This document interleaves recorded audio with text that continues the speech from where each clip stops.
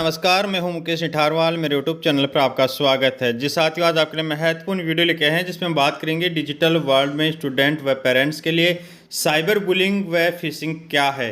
साथियों, जानिए digital kidnapping क्या है, डिजिटल फुटप्रिंट क्या है। साइबर सेफ्टी के संबंध में ये पहला वीडियो है। पार्ट फर्स्ट और सेकंड पार्ट के अंदर हम इसके एक्ट एंड लॉ की बात करेंगे। आपको कौन कौन सी धाराओं को ध्यान रखना है उसकी भी चर्चा करेंगे। साथियों, पार्ट फर्स्ट को पूरा अंत तक जरूर देखें और अभी तक हमारे चैनल को सब्सक्राइब नहीं किया है, चैनल को जरूर सब्सक्राइब कर लें। इसी प्रकार के नवीनतम अपडेट हम आपके लिए लाते रहते हैं। सीधा मैं ले चलता हूं। साथियों, आज के वीडियो के अंदर हम यहां पर जो मुख्य टॉपिक पे बात करेंगे, आप यहां पर देख सकते हैं कि हम बात करने वाले टॉपिक में सबसे पहले डिजिटल वर्ल्ड का परिचय क्या है, किशोर पर इसका क्या प्रभाव है, अर्थात स्टूडेंट्स से इसके ऊपर होने वाले प्रभाव, डिजिटल वर्ल्ड के क्या लाभ हैं और साथ ही यहाँ पर जोखिम और चुनौतियाँ, जिसके के अंदर हम साइबर बुलिंग, ऑनलाइन फिशिंग की पहचान, चोरी करना, डिजिटल अरेस्ट कैसे करते हैं, अप्रासंगिक सामग्री के संपर्क में आना आदि, ये यहाँ पर इसमें जोखिम और चुनौतियों के विषय रहेंगे। स्ट्रॉन्ग पासवर्ड कैसे बनाएं, इसके साथ ही हम यहाँ पर बात करें कि डिजिटल फुटप्रिंट क्या है। ये सारी की सारी जानकारी इस वीडियो में करेंगे। और लास्ट के जो दो टॉपिक हैं आप यहाँ पर देख रहे होंगे, साइबर सेफ्टी के लिए क्या करें और क्या नहीं करें, और cyber law on online cyber safety for childrens क्या है। एक्ट और लॉ की बात हम सेकंड पार्ट के अंदर करेंगे, जिस वीडियो का लिंक इस वीडियो के डिस्क्रिप्शन बॉक्स में आपको मिल जाएगा। साथियों, आप यहाँ पर सबसे पहले परिचय की बात करें तो digital world internet, social media, smartphone से कंप्यूटर और अन्य डिजिटल डिवाइसों को सम्मिलित करती है। अर्थात किसी ये आपके लिए ये पहचान करना सुनिश्चित करता है कि डिजिटल वर्ल्ड जो है वो क्या है। इसके अंदर जितनी भी सोशल मीडिया प्लेटफॉर्म के ऊपर हम कार्य कर रहे हैं वो सारे सम्मिलित होते हैं। यह एक ऐसा स्थान है जहां पर जानकारी साझा की जाती है, संचार तुरंत होता है और विशाल मात्रा में डेटा हमेशा उपलब्ध रहता है।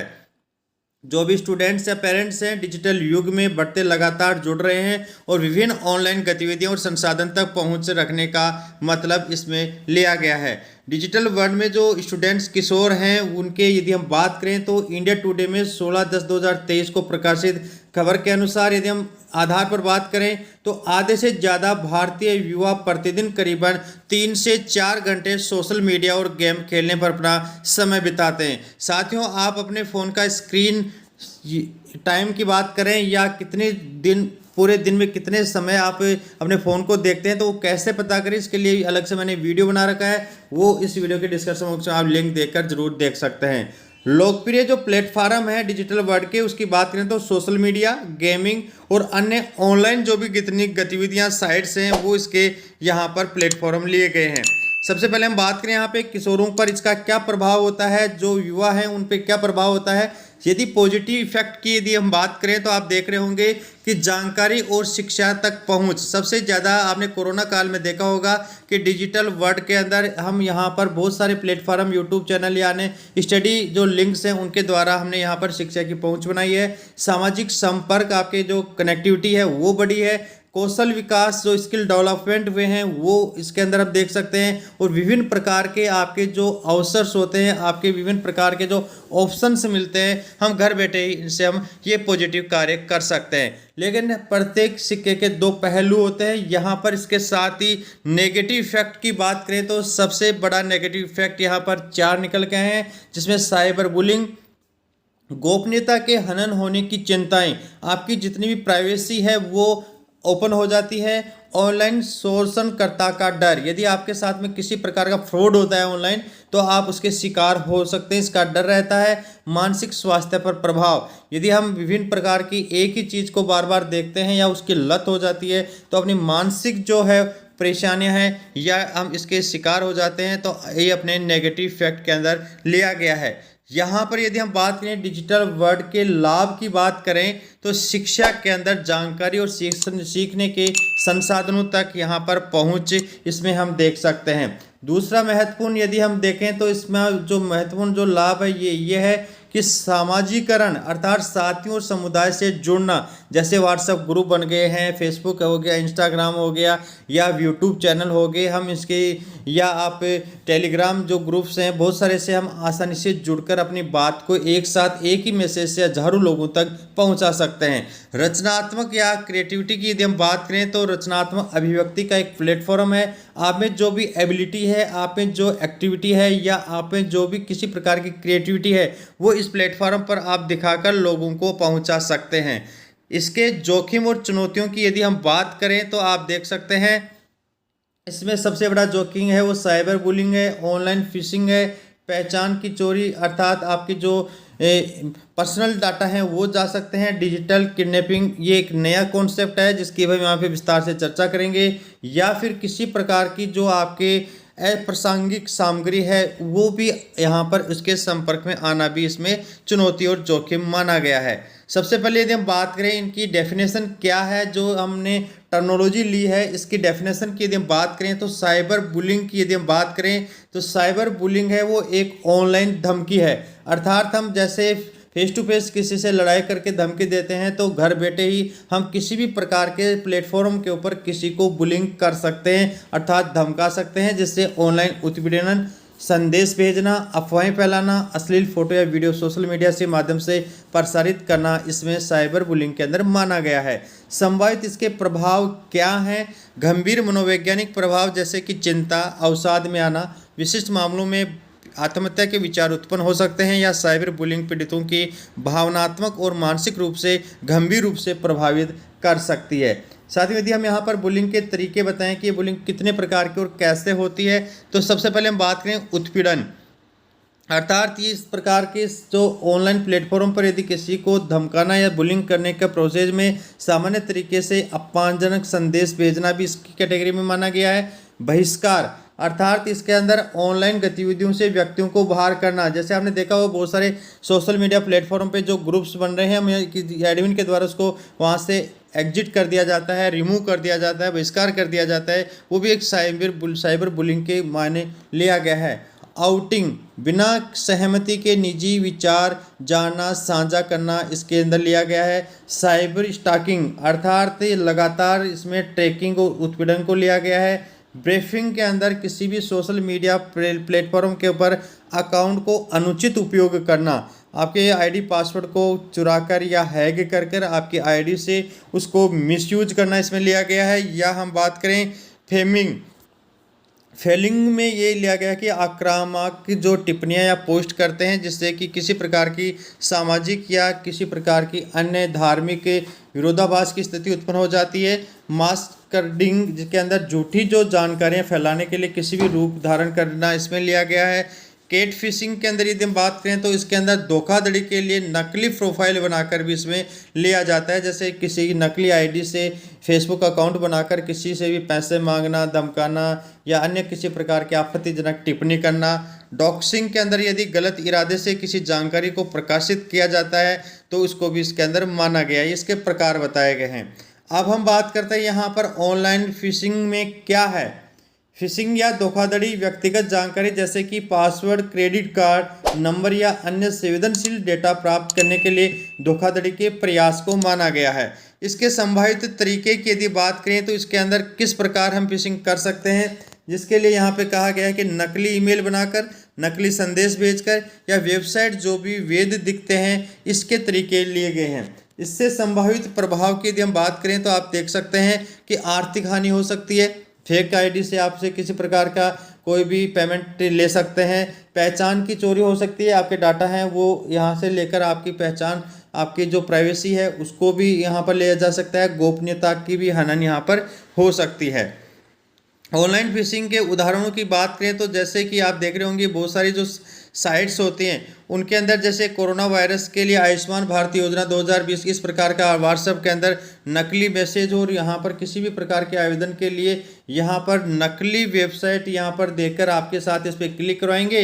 इस पर क्लिक करते ही आपके फ़ोन के जितने भी डाटाज हैं वो सारे के सारे डाटा यहाँ पर उसके पास में चले जाते हैं। इसी प्रकार के इनकम टैक्स डिपार्टमेंट का कोई नकली वायरल मैसेज कर दें जिससे कि अधिक से अधिक लोग उससे प्रभावित हों और उस पर क्लिक करें। क्लिक करते ही आपके वहाँ पर डाटा है वो जाने की यहाँ पे संभावना हो जाती है। पहचान की चोरी, ये जो टॉपिक है आपकी कि आपकी जो प्राइवेसी है उसकी किस प्रकार चोरी की जाती है। इसमें धोखाधड़ी करने के लिए व्यक्तिगत जानकारी है उसको चुराई जाती है। संभावित इसके जो तरीके हैं उसके अंदर लिया गया है बैंक, सोशल आइडियाज, खाते हैक करना, फिशिंग स्कैम या डाटा फीच करना, जिसके द्वारा कि आर्थिक नुकसान हो सकता है। संभावित प्रभाव लंबे समय तक वित्तीय समस्याएं और भविष्य के लिए कानूनी जटिलताएं इसको माना गया है।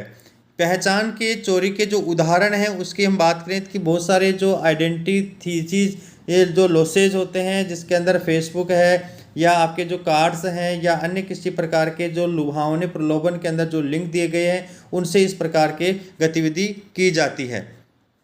डिजिटल किडनैपिंग, ये बहुत ही नया वर्ड है और ये बहुत ही जल्दी से तेज़ी से इसको यहाँ पर सोशल मीडिया में जानकारी को चुराना और उसे अपनी और अवैध उपयोग के लिए पोस्ट करना, इसको किडनैपिंग कहा गया है। जिसमें कि आपकी फिजिकल जिस प्रकार किसी को उठाकर किडनैप कर लिया जाता है उसी प्रकार सोशल मीडिया के ऊपर आपकी जानकारी को उठाकर किडनैप करके उसका मिसयूज करना या अपनी या अवैध जो उपयोग है उसमें यहाँ पर पोस्ट में लगा देना कि आपके ये है वो भ्रामक के रूप से इसको फैला दिया जाता है।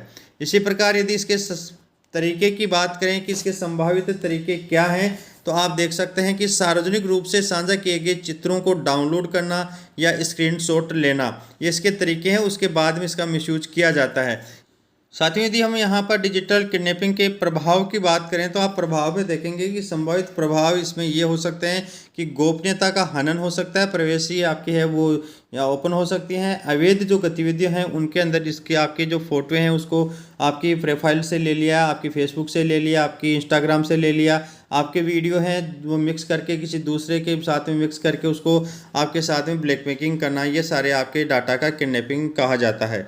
अप्रासंगिक सामग्री के संपर्क में आना, ऐसा सामग्री को अनजाने में उपयोग जो बच्चों के लिए उपयुक्त नहीं है, जैसे कि पोर्नोग्राफी, हिंसा या घृणास्पद भाषण होते हैं, उसको कहा गया है। और इसके तरीके यदि आप देखें तो यहाँ पर पॉपअप विज्ञापन है, भ्रामक जो लिंक हैं या सोशल मीडिया पर साझा की गई सामग्री इसके तरीके हैं। इसके जो प्रभावित हैं प्रभाव हैं उसके अंदर देखें तो मनोवैज्ञानिक परेशानी हो सकती है, हिंसा के प्रति संवेदनहीनता और यहाँ पर गलत सोच और व्यवहार का निर्माण इसमें लिया गया है। इसी प्रकार यदि आप देखें कि सोशल मीडिया के साइबर सेफ्टी के लिए आप क्या यूज करें, इन चीज़ों से कैसे बचें, इस टर्मिनोलॉजी की हम बात की है, टर्मिनोलॉजी की परिभाषा की डेफिनेशन की बात की है, इनके तरीकों की बात की है, इनके प्रभाव की बात की है। तो हमें क्या करना चाहिए, पासवर्ड हैं वो स्ट्रॉन्ग बनाना अति आवश्यक है। तो पासवर्ड स्ट्रॉन्ग कैसे बनाएं, पासवर्ड की जो लेंथ है वो कम से कम 12 से 16 अक्षर का आपको बनाना चाहिए, 4, 5, 6, 10 तक नहीं रखें। जटिल जो पासवर्ड हैं जैसे बड़े अक्षर, छोटे अक्षर, संख्याएं और विशेष वर्णों का मिश्रण का उपयोग करें और सामान्य शब्दों से बचें, जैसे कि सामान्य आपका नाम है, आपका होम का नाम है, गांव का नाम है या शहर का नाम है, उनसे आपको बचना चाहिए। आसानी से अनुमान लगाने योग्य शब्दों या व्यक्तिगत जानकारी जिसमें आप अपना नाम, जन्म तिथि या सामान्य वाक्यांशों का उपयोग न करें। इसी प्रकार यदि आप देखें कि रेंडमनेस करें, अनुमानित जो पैटर्न की बजाय रैंडम सीक्वेंस का उपयोग करें। जैसे कि ज़्यादातर क्या जाता है कि आपका नाम है तो उस नाम के अंदर आप कर लेते हैं, जैसे कि मान लो आपका नाम है कन्नू KANU और @ लगा दिया, 1 2 3 लगा दिया। ये इजी पासवर्ड हैं, ऐसे पासवर्ड नहीं बनाएं, इससे पहले लगाएं, इसके बाद में लगाएं या आप इसमें अलग प्रकार के डाटा लगाएं तो आप इसके अंदर ले सकते हैं। पासवर्ड को फ्रेज करना, एक पास फ्रेज का उपयोग करने पर विचार करें। रैंडम शब्दों का एक अनुक्रम या एक वाक्य जो आपको याद हो लेकिन दूसरों के लिए अनुमान लगाना कठिन हो। यूनिक पासवर्ड होने चाहिए, जैसे बैंक खातों के लिए अलग अलग पासवर्ड का प्रयोग करें ताकि एक खाते में सुरक्षा का उल्लंघन से अन्य खातों पर असर नहीं पड़े। वो सारे साथी होते हैं जो एक ही अपने पासवर्ड हैं उसी को आप अपने सभी साइट्स के ऊपर काम में लेते हैं, बैंक खाता में, ATM में, सभी में एक ही पासवर्ड होते हैं जिससे कि वो याद रखने में आसानी हो। ये आपके मिसयूज होने की संभावना ज़्यादा हो सकती है। प्रत्येक साइट, प्रत्येक वेबसाइट, प्रत्येक आपके कार्ड है या आपका ATM है या बैंक है, उनके पासवर्ड अलग अलग हों और आपको अलग से याद होने चाहिए। पासवर्ड मैनेजर, जटिल पासवर्ड उत्पन्न करने की सुरक्षित रूप से संग्रहित करने के लिए पासवर्ड मैनेजर का भी आप उपयोग कर सकते हैं। जैसे कि स्ट्रॉन्ग पासवर्ड के उदाहरणों की बात करें तो मजबूत पासवर्ड, जैसे सरल पासवर्ड मैंने उदाहरण बताया, आप अपना नाम है 1 2 3 कर दिया, जैसे सरल पासवर्ड में बजाय आप देख रहे होंगे कि यहाँ पर सभी प्रकार के यहाँ पे टेक्स्ट मैसेज का उपयोग करके बना सकते हैं। मजबूत पास फ्रेज का उदाहरण की यदि हम बात करें, जैसे कि यहाँ पर जैसे ये बनाया हुआ है, इसके स्थान पर आप इस प्रकार का बनाएं तो ये आप जटिल कर सकते हैं, सुझावों का पालन कर सकते हैं, आप अपने ऑनलाइन सुरक्षा की काफ़ी हद तक बढ़ा सकते हैं और अपने खातों को अनधिकृत पहुंच से बचा जा सकता है। अब मैं यहाँ पर बताना चाहूँगा कि डिजिटल फुटप्रिंट क्या है। साथियों, फुटप्रिंट का मतलब होता है कि पद चिन्ह। डिजिटल का जो पद चिन्ह है वो क्या है, जैसे कि वॉइस ऑफ एला। डिजिटल फुटप्रिंट एक ऐसा डाटा को दर्शाता है जिससे आप इंटरनेट का उपयोग करते समय पीछे छोड़ते हैं। अर्थात जैसे एक बरसात के दिनों में गीली मिट्टी में या सूखी मिट्टी में आदमी आगे चलता है तो उसके पद के चिन्ह पीछे रह जाते हैं। तो यदि आप किसी साइट पर आप काम कर रहे हैं तो उस साइट पर आपने क्या क्या खोला है वो पीछे छूट जाता है, जिससे फुटप्रिंट कहा जाता है। इससे वह सभी जानकारी शामिल होती है जो आपके बारे में डिजिटल वातावरण में नेगेटिव करते समय एकत्रित की जाती हैं, जैसे कि सोशल मीडिया इंटरनेक्शन, ऑनलाइन खरीदारी, ब्राउजिंग हिस्ट्री आपकी है, ईमेल संचार। डिजिटल फुटप्रिंट के दो मुख्य प्रकार हैं। पहला जो है वो है एक्टिव डिजिटल फुटप्रिंट और दूसरा है पैसिव, अर्थात सक्रिय और निष्क्रिय। यहाँ पर ये बहुत महत्वपूर्ण टॉपिक है, उसमें आप देख सकते हैं कि जो एक्टिव डिजिटल फुटप्रिंट है उसके अंदर हम बात करें तो यह वह डेटा है जिसे आप जानबूझकर ऑनलाइन साझा करते हैं। उदाहरण के लिए सोशल मीडिया पोस्ट होते हैं, आपके फेसबुक पर आपने लगा दिया, आपने इंस्टाग्राम पे आपने फ़ोटो लगा दी, आपने व्हाट्सएप के स्टेटस लगा दिया, अर्थात आप चाहकर आप सोशल मीडिया को ये कह रहे हैं कि ये मेरी फ़ोटो है, वो आप सभी देखें, उसको कहा जाता है एक्टिव डिजिटल फुटप्रिंट। जिसके अंदर आपकी जो भी सामग्री होती है वो सोशल मीडिया पर आप स्वयं प्रसारित कर रहे हैं, अन्य सामग्री शामिल है जैसे आप बताना चाहते हैं, साझा करना चाहते हैं। दूसरा है ये कि जिसके अंदर आप नहीं चाहते कि ये सोशल मीडिया पर आपके द्वारा प्रसारित हो, लेकिन आप इसका सोशल मीडिया पर यूज किया है तो ये ज़रूर सोशल मीडिया पर प्रसारित होगी। यह डेटा वह है जो आपकी स्पष्ट जानकारी के बिना एकत्रित किया जाता है, जिसमें आपकी browsing history, IP address, cookies और अन्य मेटा डेटा सम्मिलित होते हैं जो वेबसाइट और सेवाएं आपके इंटरेक्शन के दौरान एकत्रित कर लेती हैं, जो आपको पता ही नहीं। इसलिए यदि हम बात करें कि अपने डिजिटल फुटप्रिंट का प्रबंधन कैसे करें, अर्थात इसको कैसे बचा जा सकता है, तो गोपनीयता की सेटिंग आप इसके अंदर आपकी जो जिस साइट का उपयोग कर रहे हैं, जिस सोशल मीडिया का उपयोग कर रहे हैं, उसकी आपकी जो गोपनीयता है उसकी सेटिंग, उसके पासवर्ड, डबल स्टेप पासवर्ड वो आप ज़रूर रखें। अपने सोशल मीडिया खातों और अन्य ऑनलाइन सेवाओं पर गोपनीयता की सेटिंग को नियमित समीक्षा करें, समायोजन करें, ताकि आप यह नियंत्रित कर सकें कि आपकी जानकारी कौन देख रहा है। इसी प्रकार यदि आप शेयर करने से पहले सोचें, आप जो भी जानकारी ऑनलाइन पोस्ट कर रहे हैं उसे दीर्घकालीन प्रभावों के विचार करें, और एक बार जब कुछ ऑनलाइन हो जाता है तो पूरी तरह से उसे हटाना मुश्किल हो जाता है। इसी प्रकार यदि आपके मजबूत पासवर्ड का उपयोग करें, अपने खातों की सुरक्षा मजबूत अद्वितीय पासवर्ड के साथ करें, और जहां संभव हो 2 कारक प्रमाणिक सक्षम करें, अर्थात डबल प्रमाणिक जो है वेरिफिकेशन वाले, जैसे व्हाट्सएप के अंदर आप सेटिंग में जाकर प्राइवेसी में डबल वेरिफिकेशन वाले ऑप्शन को ऑन कर लेते हैं तो आपके जो आईपी एड्रेस है वो वहां पर कोई नहीं ले सकता। सार्वजनिक वाईफाई